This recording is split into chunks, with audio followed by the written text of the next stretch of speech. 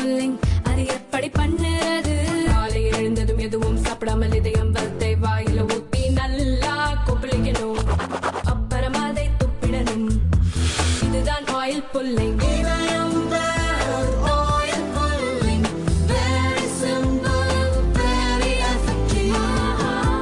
இந்த புதிய கல்விக் கொள்கையை ஏதோ பாரதிய ஜனதா கட்சி அவங்களோட கட்சி மட்டத்தில் முடிவு செய்து அமல்படுத்தப்படவில்லை.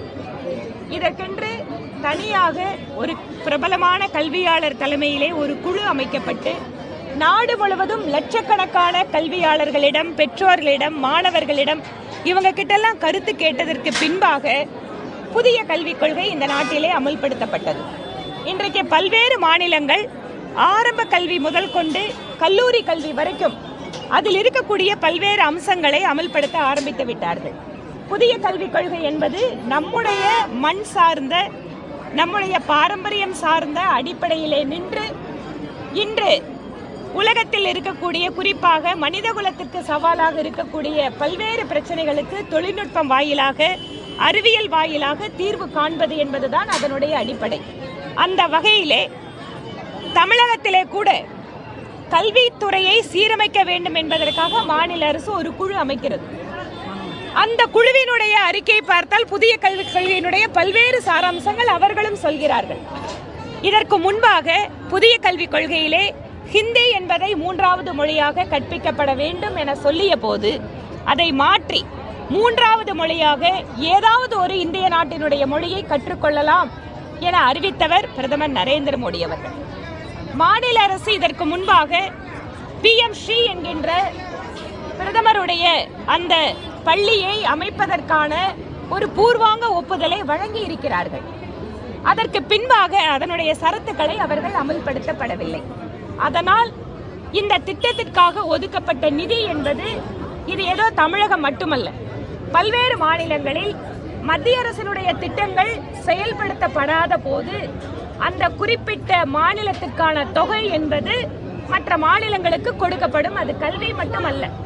இந்த இடத்துல தமிழக அரசு ஏற்கனவே ஒத்துக்கொண்ட PM ஸ்ரீ பள்ளிகளுக்கான அந்த திட்டத்தை நிறைவேற்ற காரணத்தால நம்முடைய மத்திய மனிதவளத்துறை அமைச்சர் இது தொடர்பாக அவர் பதில் அளிச்சிருக்கார். அதற்கு பின்பாக வழக்கமாக திராவிட முன்னேற்ற கழகம் மொழி ரீதியாக, பிரிவினை ரீதியாக ஆட்சி அதிகாரத்தை அனுபவிக்கின்ற கட்சி. அவர்களுடைய பாரம்பரியமே எப்படின்னு கேட்டீங்கன்னா, ஹிந்தி எதிர்ப்பு போராட்டம் அல்லது தமிழகத்தை தனியாக ஒரு ஐடென்டிட்டியோட, இந்திய நாட்டினோட தேசியத்தோடு சேரவிடாமல் தடுப்பதற்கான அரசியல் என்றுதான் அவர்களுடைய பாரம்பரியமே இருக்கிறது.